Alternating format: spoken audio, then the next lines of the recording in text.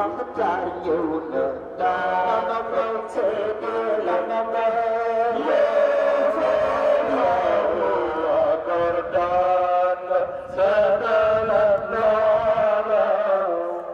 اوكي فتبارك الله شيخي المستعين كما روي عليه من مثال الامين ودقيق المثال حاسد تغلب عنفا فهو كذاب حاسد نقص راجتنا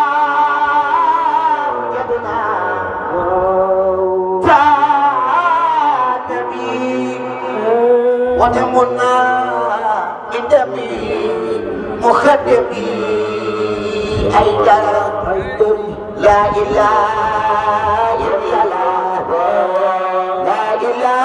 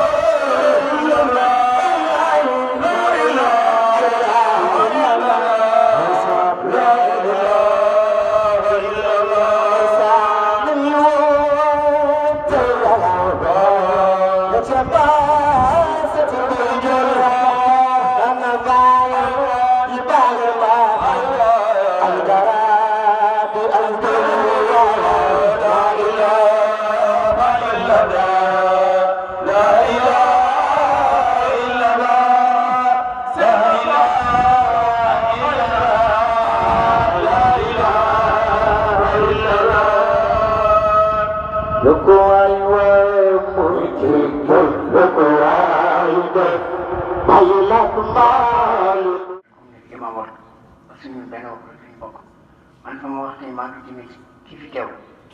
ci Maxtaar nii surtout Cheikh Moussa Saïd bu mu teew bu nekk ku ne am nga pas-pas ba ñu loo ko ñaan yàlla nam am nañ gan bu mag am ngeen sant bu rëy gan bu nekk ñëw na fi gan bu mag nii ci surtout yeneen bi kii am na gan bu mag wallaahi asa ku ne nekk fee ci niveau ci gën xam ni ay sang yu baax kon am ngeen chance bu ñu yàlla defaree mu teew fi tey nañ ko jox addee maam ñu ngi ci ñaan ci yàlla sëy ñu ngi lay dalal bu baax a baax parce que li yow xam nañ ko ñun parce que ñun fekk nañ leen fekk te dund nañ leen man dama daan toog ci kër mu si am xel weer kon li ma wax ci yéen doon xam naa ko laaj kon bu ñu ñëwee yàlla def nga teew fi tey jàpp nañu ne am gan bu rëy gan bu mag parce que si ñaar yëpp nañu defal si topp mu ñaanoon lu mu ñaan yàlla daal ko noonu maa ngi gërëm ñëpp di leen sant. bi la sallallahu alayhi wa sallam kenn werante wu waaye surtout Cheikh Ahmed Tidiane Chérif jotaay bi bu ci ñëwee du fi gan dafa ñëw jël si wàllam ci maamam Cheikh Ahmed Tidiane Chérif ndax Cheikh Ahmed Tidiane Chérif ak Cheikh Abdul Qadir Jeylaani ñoo bokk maam yonent bi nekk seen maam ñu jóge ci Ousseynou ak Assane jóge ci Fatimatu bint Rasul sallallahu alayhi wa sallam kon bu ñëwee fii rek war na fee ñëw sëñ bi ñu bëgg rek nga may ko daarul habib balaa muy yëkkati به قلوبنا تهواها دار الحبيب قلوبنا